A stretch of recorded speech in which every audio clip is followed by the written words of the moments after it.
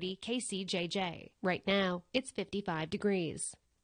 The next KCJJ radio auction happens this Friday morning beginning at 6. For a list of items, see our website at 1630kcjj.com. It is Wednesday, and it's the noon hour. That means it's time for Senior Talk, which is brought to you by the Solon American Legion. And here is your host, Rex Brandstatter. Well, hello there, everybody. Good afternoon. This is Rex Brandstatter, and it is time for Senior Talk on a blustery, windy, chilly, goes right through your skin day in April. Wow. A lot of you took it in the shorts last night with the wind and lost your power. Hope you're back up. I saw the electric trucks all over town late yesterday evening when I was out, and not good. I ended up taking my car and parking in a covered parking ramp quickly as it started to hail at my office. So it's just another day in the life of living in Iowa in the spring.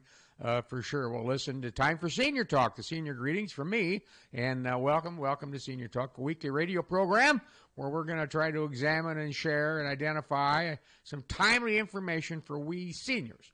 And as always, thank you for tuning in and taking time out of your busy day and spend a few minutes here. See if you can't pick up some items or some ideas that could help you, could help your family, could help your friends, anyone like that. Just by listening to Senior Talk, I'll see what I can do. And as always, I'll do my best work to bring a lot of the information to you, including fun recollections of past people, places, things, and events. So all you have to do is grab yourself a sandwich and a nice cold root beer, sit back, and tune in. We'll see what we can cook up. As I said, I am Rex Brandstatter. I'm 74 years old, and I think that we seniors have a lot on our minds, and we're going to talk about some things today.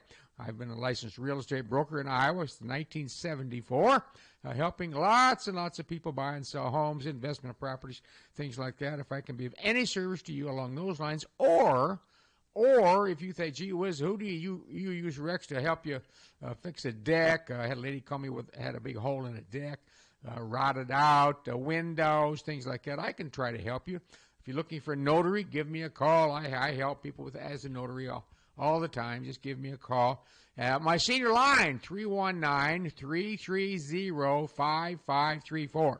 330-5534. And there's all those things. It's free, nothing in it for me. I'm not going to take your phone number and call you back unless you ask me to. I'm not into that. I'm just trying to help you and we fellow seniors out. So it has to be spring. It has to be spring here in Iowa. I was just telling the guys here at the radio station on Sunday afternoon, my wife and I, we went to the Colonel's game in Cedar Rapids, and we sat there in shorts and had a maybe a root beer. I forget what it was. Now, root beer and some peanuts, and had a great time. And now today you have to wear a jacket and the wind's blowing, and it just is what it is. We're a tough bunch. We Iowans, we're a tough bunch, and we're going to have to do that. So, we went to a birthday celebration last Friday evening with some friends and to visit with some friends. And so I looked around the room and of about 50 people or so, and I said to myself, this place is full of old people. And it was honest to God truth. At my high school reunion last summer, I saw my classmates, some with walkers and canes, moving slow, looking great, some looking old. Some who are no longer with us, of course, they weren't there. So my theory is, ladies and gentlemen, is time marches on, and there's nothing we can do. We can try this or that. You can dye your hair all you want. Whatever you do to keep yourself feeling young, looking young, acting young, thinking young, that's what you need to do. Maybe you don't need any of those things, but at least if you think young and act young, I think you'll go a long ways for your own self. So that's what I'm up to today. I'm trying to act young today. This cold weather makes you feel old. I don't want that to happen. So I also think that today might just be a lucky day that you tuned in to Senior Talk. Might just be, as I have in my hot little hands here, the latest and greatest government estimate of the 2025 Social Security increase in benefits. This is the early. Now, this is early. This isn't the final. This is the Social Security estimate after the inflation report. The annual and latest estimate of Social Security cost of living adjustment for 2025 rose to Now, it didn't say this is the final, but it said it rose to 3% after the government reported hotter than expected inflation in March. Wow, hotter than expected inflation. Well, we can see that at the gas pump. We can see that at the grocery store. That's like you walk through the grocery store and you just go, oh, wow, I'm not paying $4.99 for a sack of chips, that type of thing. The higher COLA, it's called COLA, cost of living adjustment, was the third one this year. So January they raised it, and February it went up, and now March went up. Okay, the 2025 estimate was 1.75 in January, and now it's 2.4 at end of February, and now it's 3.5 at the end of March. The Consumer Pricing Index is a broad measure of goods and services and costs for we fellow seniors that take advantage of Medicare. COLA is based on the subset Consumer Price Index for urban wage earners and clerical workers. Oh boy. That means older consumers are losing buying power. That's you and me. We're losing buying power.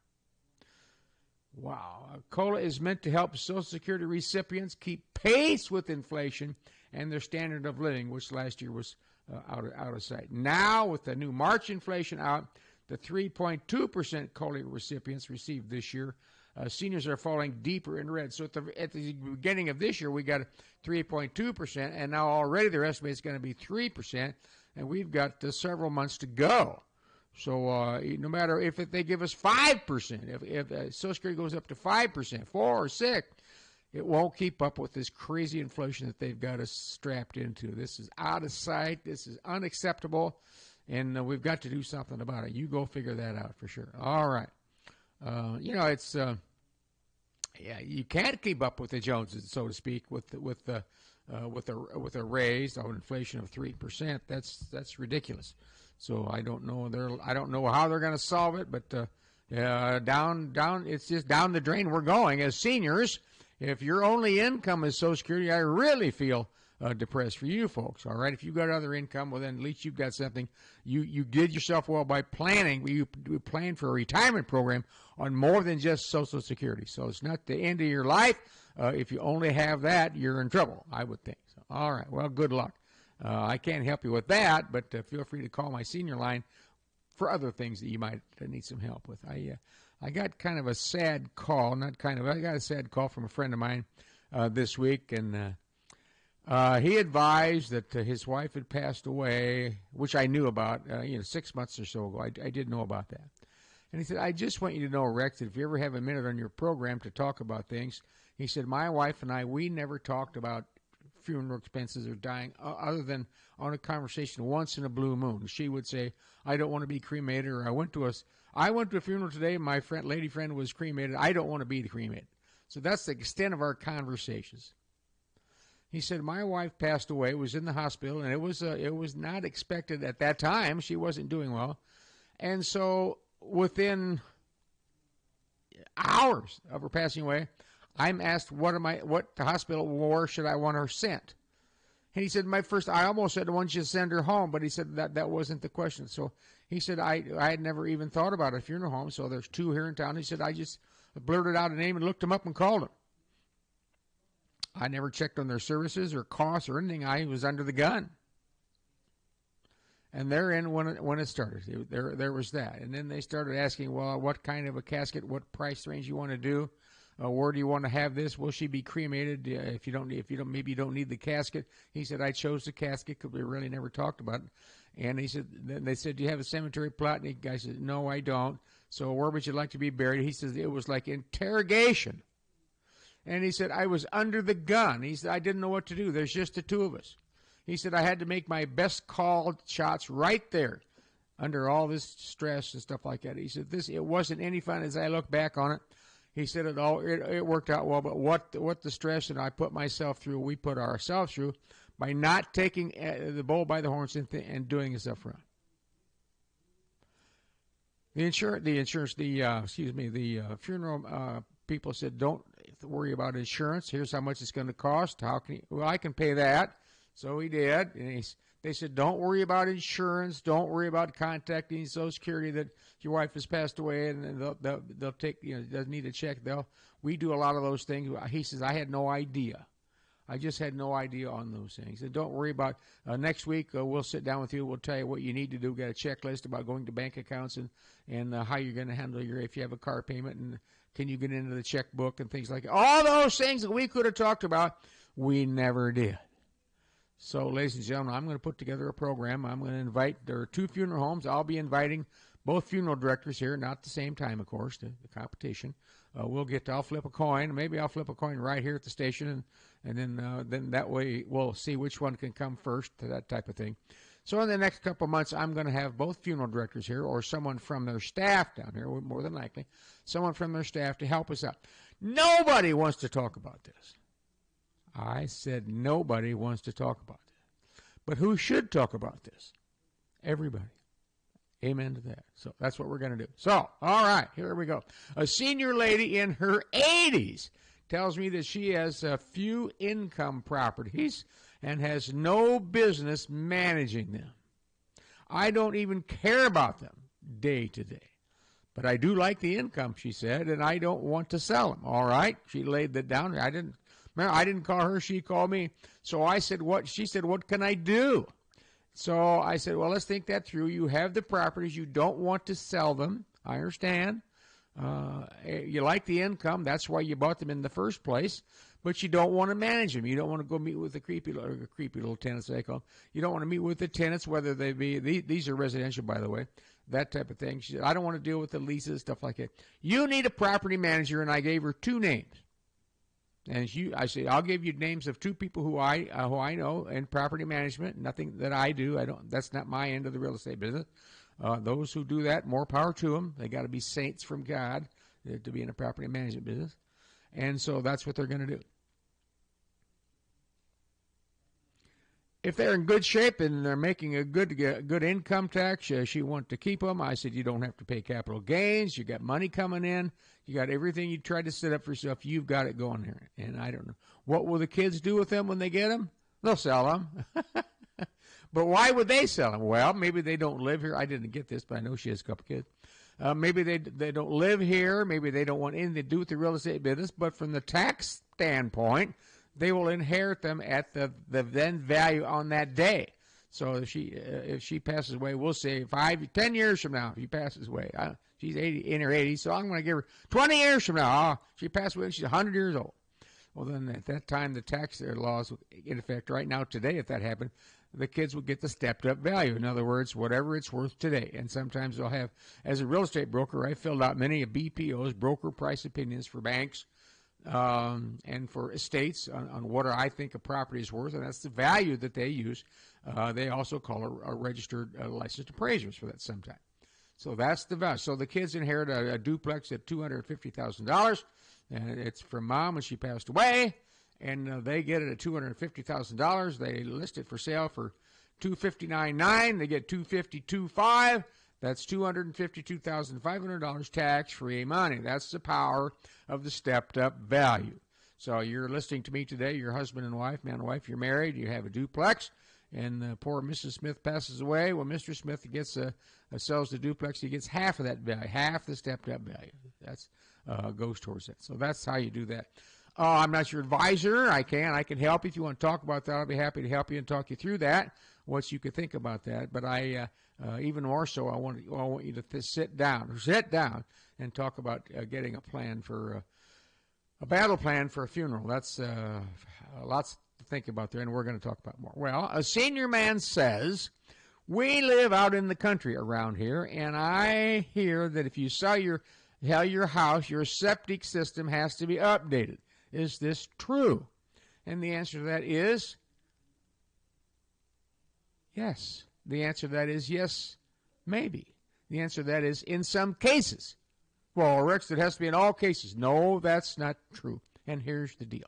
So here you are minding your own business, and you want to sell your little acreage out in the country, and you think everything's fine. We've got a house and 5 acres here. Let's sell it. So here comes, I recommend a realtor, and a handy-dandy realtor with all the latest and the greatest information for us. They come out, and maybe I'd get at least invited. We'd come out there, and we'd say, let's talk about this or that. Walk through the property. We say, oh, you have a septic system? Yes. When was the last time you had it checked out and serviced? Oh, I don't know, 7 or 8 years ago. Well, that won't do it anymore.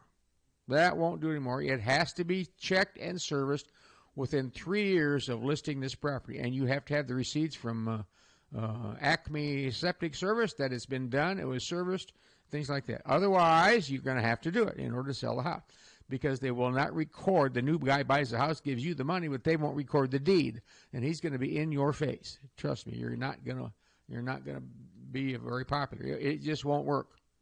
In fact, the closing people, the attorneys on both sides are going to say, "Where's your?" It's called the time travel paperwork, time of transfer, called the time of transfer. Time of transfer paperwork, and the septic people all make that out. But the first thing you have to do is you have to call the septic system guys and have them come out and look at it and do their thing. And God only knows what they're going to do. They're going to open it up. You're not going to question what they tell you. They're honest people. They say you need a new distribution box. Fine. You need this or that. You need a couple of more laterals. And you're going to do that. Fix it, you're going to say. And then you're going to pay the bill. Okay. That's normal. Okay. Well, wait a minute now. What if this is in an estate? You're handling the estate for your parents. It's an estate. It's in the Bob and Marge Jones estate. Do you have to fix it? The answer is no, you don't. It's in a foreclosure. Do you have to fix it? No. You have to, bankruptcy? No. So see, those are the exclusions, but they're not very broad. They're not very broad. So basically, if you have a septic system in your house, you're going to sell it. You're going to have to bring that up to date at a minimum, pump it, and you're going to have the guys have to pump it and service it. If they say this system is shot, oh man, this thing's been here out after the war. Grandpa built this house, and they come out there and they find the grandpa even dumping it down in the ditch. That's why cattails grow in the ditch. You've all seen that. Well, it's the party's up, folks, because you're going to have to put in a septic system, and I'm going to tell you right now, a septic system in this county will cost you anywhere from $12,000 to $20,000. Huh? That's the price of potatoes these days. Look out. So if you've got a septic system, I suggest, and you're thinking about selling in the next couple of years, I suggest you call now, because it will cost more in the future. Get it done now and get it out of the way. Nobody wants to buy a house, and that's why the reason for the law with a used and inept system. So they don't allow it in highway anymore. Not allowed. Well, a nice-sounding senior lady asked me this. I really think I need to find someone to be the power of attorney for me. I live alone. My one daughter lives in New Mexico and has not been home in years. And then she said, well, she comes home for Christmas a couple years ago, maybe 2 or 3 times in the last 7 or 8 years. So basically, she doesn't come home that often. But she said, I talk to her a lot. Wouldn't I want someone closer? And my opinion was, I said, I would say yes. I would say this. Here's what I told her. The power of attorney is a person that you know, you most likely like them, and better yet, that you trust. Key word out of all those 3 is trust. You wouldn't want somebody you didn't like, and you wouldn't probably want somebody you didn't know, but it could be somebody you didn't know if they were referred to you, as long as they were trustworthy. The Boy Scout motto is the first one. Boy Scout motto, the first word of the 12 points of the Scout law is trustworthy. Scout is trustworthy, loyal. The number 1 word is trust. This person will be in charge of your affairs while you are living, or while you're living for sure, because once you're gone, then the power of attorney is gone, poops out, and then you have to go to the executor.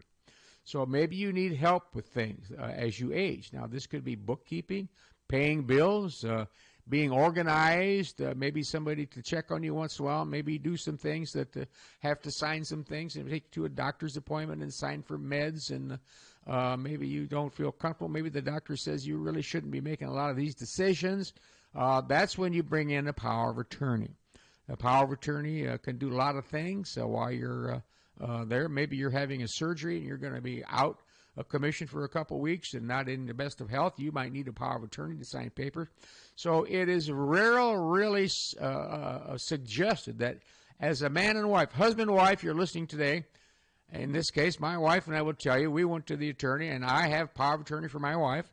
My wife has power of attorney for me in case maybe I have a stroke and I can no longer I can't take care of myself. I don't know, the old north from south, east from west, but I'm still here. My wife can sign papers for me. My wife could go to the bank and do our banking.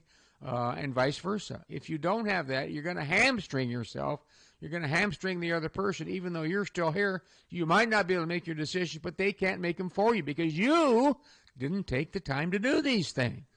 Folks, these things are going to happen. As sad as that is to say, we're going to need these things. Oh, we didn't even talk about a cemetery plot. We'll figure something out. Yeah, you're going to figure out the day that Mrs. Smith passes away, unfortunately. And now what are you going to do?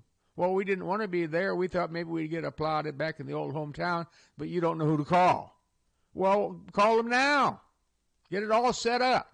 Huh? I'm really on. I got myself all fired up here today, folks. Hopefully you get the good out of this. Hopefully you can pick on this thing. So this is a decision that lady needs to make, and it should be addressed with your daughter. I said, you call your daughter back, and you tell her just what you told me.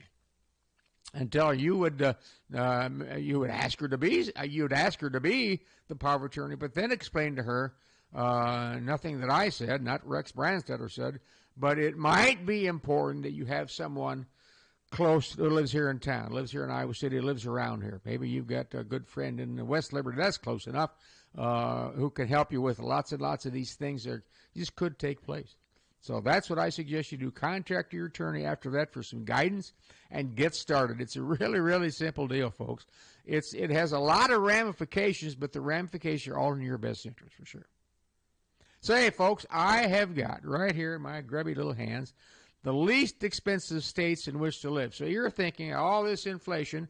Of course, the inflation will be in any states you're going to go to, but and all this inflation, maybe the cost of living will be less. That's why we have this next list.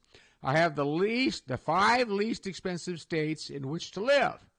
And these surveys are based on cost of living for groceries, not so much gas for your car, because that's pretty much the same all around, except for California, and heck with them. Number 1, the least expensive state in the United States, and on a lot of these I'm going to say go figure. Number 1 is Mississippi. Now, I've been to Mississippi, and I really, really like it down there. They just haven't grasped everything down there. They try hard. They're the nicest people in the history of the world, just like we are here in Iowa, and things are just a little bit slower down there. There you go. So Mississippi. Number two least expensive state was right next door, Alabama. 2 peas in a pod, and I don't know the cost of housing in one of these things, so rent must be cheaper down there. Hotel room, maybe food is cheaper down there. Cost of goods, maybe the cost of a nursing home is less than. All those things are into this. Number 3 would be Kentucky. Well, you're only halfway down there. You're a buffer state. Kentucky is on the same thing, and Arkansas is too. So we're south of the Mason-Dixon line all the way around there. Mississippi, Alabama, Kentucky, Arkansas. And number 5 is Iowa. So I sat back in my chair. I said, well, how did we get there? How did we get to be? You have to take in mind, ladies and gentlemen, not everybody is Johnson County. Not everybody lives in Iowa City and Iowa City and Coralville and all these high-price rents and high-price payments and things you can get into around here. Lots and lots of Iowa is just right up there with Alabama and Mississippi and Kentucky and Arkansas, rural.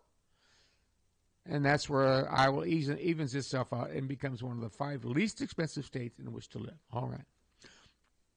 I also have the top 10 states where people are moving to.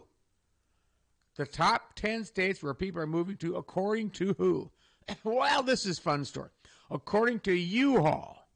Now, U-Haul does a survey when you rent a truck or a trailer. They do a survey, really, because they want to know where their truck is. They don't give a hoot where you're going. They want to know where it's going, and you have to fill out a form that says we're leaving Iowa City, and we're going to move to New Mexico. So now New Mexico gets 1 point because you're moving down there. Well, this top 10 states where people are moving to in 2023, as per, what did I just say? U-Haul. That's a senior moment. U-Haul, for God's sake. Number 1 is Texas. Now, that goes clear across the board. Texas has been number 1 for a long time. You can figure that out. Texas has weather from just as what we get to hotter in the hoot owl down in the basement, down in the lower basement. I call the basement of Texas, down at Brownsville. They got everything going. They got all kinds of things going. Texas is number one, has been for several years. Number two is North Carolina. Now you're starting to see North Carolina. You're starting to get into some weather over there. South Carolina, okay? Now, North Carolina and South Carolina, they're very, very temperate temperatures over there. And they do catch up to part of the hurricane system, so watch it if you go there. I have several friends, actually, who retired here in Iowa City, and they live over there, excuse me, and they love it down there. They absolutely love it down there. Number four would be Tennessee. If you go to eastern Tennessee, it's just about the same as North Carolina and South Carolina. And then the big switch here. Here we go. Now, I've got you down on north of South Carolina. And then we moved over to Tennessee. And now we're going to head to Idaho and then Washington. These are the top 10 states where people are moving to. Well, let me give you one of the hottest cities in the country. And take this for what it is, because it's the real deal, is the state of Idaho. You bet. Why? Well, because of the weather out there. Yes, Idaho does take it in the shorts with cold weather, things like that, but there are cities in Idaho that don't have this weather like that. It's much more temperate than Iowa, as a matter of fact. So there you go, Idaho and the state of Washington. They go anywhere from a coastal over to the eastern Washington, which is a high desert. They've got all that. And then we've got Arizona. You can figure that out. That's because of the weather. We've got Colorado. I don't know about Colorado. The eastern half of Colorado is a desert, kind of high desert. And the western half is all mountains, but it's a mountain view. And the last but not least is the state of Virginia. And Virginia, if you've been there, it's a beautiful state.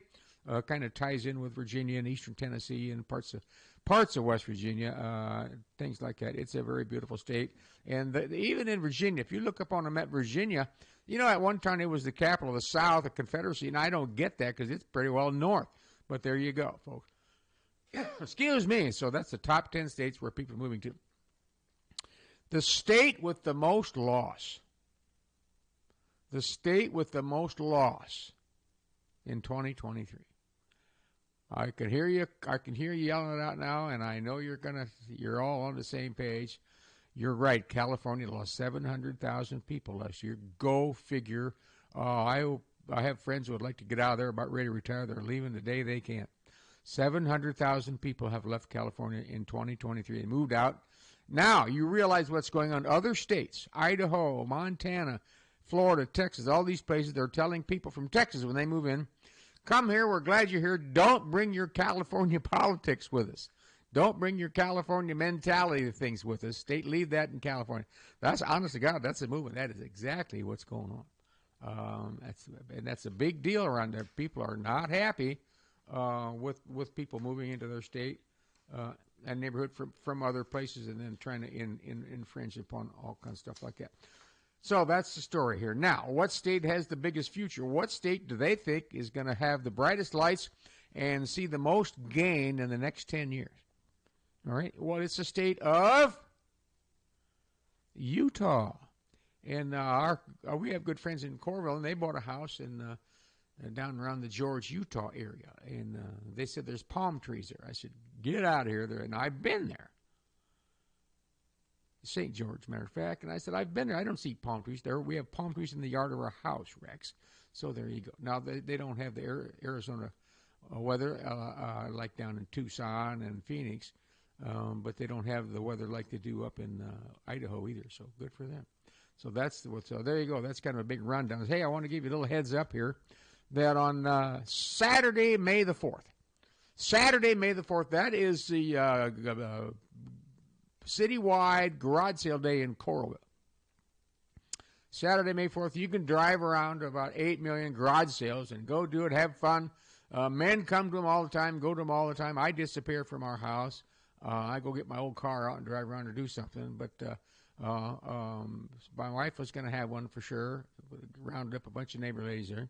But also on that weekend, the Coralville American Legion is going to have an indoor garage sale. There you go.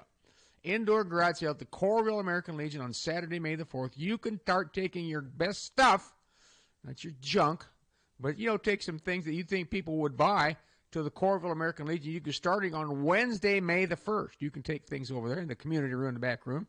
And once you take it there, it's a fundraiser for the American Legion, so when you leave there, you're kissing it goodbye. There will be no money, no paperwork. Zero. They're going to sell it, and they're going to put the money in the coffers. That's just be as plain as day here, folks. But it's your time to maybe support that American Legion, the Corville American Legion. On Saturday, May 4th, is a big sale. Go there and kick tires, and maybe while you're there, have a soda pop, and do that. Okay. Go donate some things there starting Wednesday, May 1st. The money that they do use is used for community projects. That is for sure. So that's my big report on that. Now I'm thinking that I've got some things I want to talk to you here about today, but it's also going to be a more elaborate layout here. I have the good job. It's an unfortunate job, but a good job of being in the color guard, and I go to lots and lots of military funerals. And as I'm there, we'll talk more about this another time, but as I'm there to pay our respects to a fallen veteran, while we wait for that deceased to get there, we all wander, a lot of us guys, wander around the cemetery, and we find other veterans, and we find other people of note that we might have known, or relatives and things like that. But a lot of times we see headstones that, boy, they're in bad shape. And those old white alabaster ones that I used to use all the time, if you see any cemetery, we've been to cemeteries all over everywhere in Johnson County, sometimes 20 times or more. Those white alabaster ones, the marble ones, they're not in good shape. And the cemeteries don't really keep them up. They mow the grass and trim the weeds. They don't do anything with the headstone. And before you would go to a cemetery, you'd want to talk to them to make sure that you're not doing anything wrong. But there's a product out that is called D2. D is in David -2. Excuse my voice. D2. And it's kind of a miracle solvent for cleaning headstones. And I want you to do this before you'd ever do anything. If you have a computer machine, I want you to go to the internet and go to Google and type in cemetery cleaning or headstone cleaning and watch some videos and what they do and how this stuff works. I just ordered a whole bunch of it, and I've got some. I'm going to go work on a couple of headstones that I know of. I'm not going to tell anybody until they're all done, and I'm going to take people to where I do this and show it to them, and I'm going to see how it comes out. It is absolutely 100% amazing. Now, if you've been in some of the cemeteries around Iowa City and you go to the older sections, you can't, those white alabaster ones, you can't read them. You have no clue. Could have been a veteran, could have been somebody's mom, or was definitely somebody's mom or grandma, and it might have been there since 1884. I don't know, but you use this D2 product on it, you can read it. It is amazing. You don't know what all's in it, don't care, it works. But you have to follow any instructions, and better yet, you have to have the knowledge that cemetery knows you're going to try. They do not own your headstone, okay? But maybe they have rules on when you could go there, things like that. So that's what you check out. It comes in a little spray bottle, and I know that a lot of you seniors might be interested in doing something like this. There are people around town who do this. I'm working with a lady right now who I think does this. I'm trying to get her to tell me more about it because I'm interested in doing some things like that, okay? I really, really am. And I don't walk through cemeteries every day or anything like that. But, Grandma and Grandpa are there, and their headstone, they were the nicest people in the world. Why do we let their headstone go down the drain? Why do we do that? Why do we get one that's tippy? Now, if you've got a tippy headstone, you can call the cemetery and say, hey, my grandpa's up there, and his headstone is a leanie, and they'll put it on the list, depending on the role that the cemetery had. Maybe they take care of that once a year. They go up. I know in the Corville Cemetery, they go up there once a year, and they level them out. Okay, they look for bad ones, and they level them out. I've seen the trucks up there. Other cemeteries in town I don't know about. You'd have to call and find out.